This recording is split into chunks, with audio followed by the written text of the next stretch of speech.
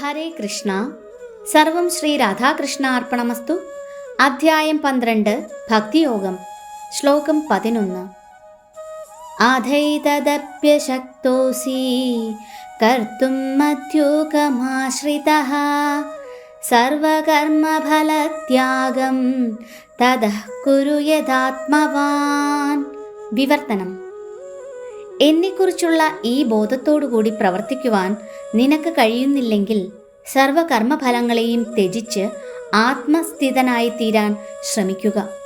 ഭാവാർത്ഥം: കൃഷ്ണാവബോധ പ്രവർത്തനങ്ങളോട് അനുഭാവം കാണിക്കാൻ സാമൂഹികമോ ഗാർഹികമോ മതപരമോ ആയ കാരണങ്ങളോ മറ്റു തടസ്സങ്ങളോ കാരണം ഒരാൾക്ക് സാധിക്കാതെ വന്നേക്കാം.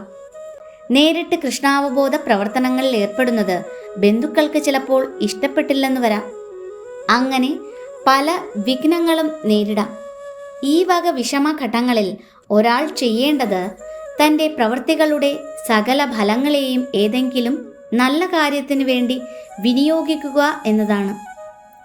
ആ വിധം പ്രക്രിയകളെപ്പറ്റി വൈദിക നിയമഗ്രന്ഥങ്ങളിൽ വിവരിച്ചിട്ടുണ്ട്. പൂർവകർമ്മ ഫലങ്ങൾക്ക് അനുയോജ്യങ്ങളായ യജ്ഞങ്ങളെയും പുണ്യകർമ്മങ്ങളെയും കുറിച്ചുള്ള വിവരണങ്ങളും അതിലുണ്ട്. ഇങ്ങനെ ക്രമേണ മനുഷ്യൻ ജ്ഞാനത്തിൻ്റെ മേഖലയിലേക്ക് ഉയരുന്നു.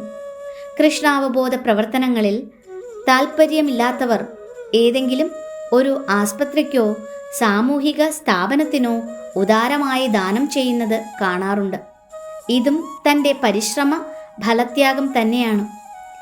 അങ്ങനെ സ്വകർമ്മഫലങ്ങളെ ത്യജിച്ച് ശീലിക്കുന്നവർക്ക് ക്രമേണ മനഃശുദ്ധി ഉണ്ടാവുകയും ആ നിലയിൽ കൃഷ്ണാവബോധം ഉൾക്കൊള്ളാൻ സാധിക്കുകയും ചെയ്യും എന്നതുകൊണ്ട് അതും ഇവിടെ ശുപാർശ ചെയ്യപ്പെട്ടിട്ടുണ്ട്.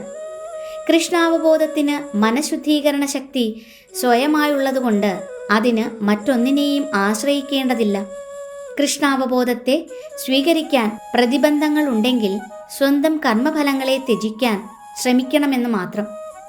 സാമൂഹിക സേവനമോ സമുദായ സേവനമോ രാജ്യസേവനമോ രാജ്യത്തിനു വേണ്ടിയുള്ള ത്യാഗമോ ചെയ്യുന്നതുകൊണ്ട് ഒരു കാലത്ത് ശുദ്ധഭക്തിപൂർവം ഭഗവത് സേവനത്തിൽ ഏർപ്പെടാവുന്ന നിലയിലേക്ക് ഉയരാം. അതുകൊണ്ട് ഈ വിധ പ്രവർത്തനങ്ങളെയും അംഗീകരിച്ചിട്ടുണ്ട്. യഥ പ്രവൃത്തിർഭൂതാനാം എന്ന് ഭഗവത്ഗീത 18:46 പ്രസ്താവിച്ചിട്ടുണ്ട്. പരമലക്ഷ്യത്തെ മുൻനിർത്തി ത്യാഗത്തിന് സന്നദ്ധനാകുന്ന ഒരാൾക്ക് ഒരുപക്ഷേ ആ പരമലക്ഷ്യം കൃഷ്ണനാണെന്ന് അറിയില്ലായിരിക്കാം.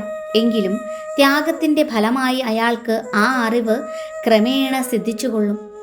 ഹരേ കൃഷ്ണ. സർവം ശ്രീ രാധാകൃഷ്ണ അർപ്പണമസ്തു.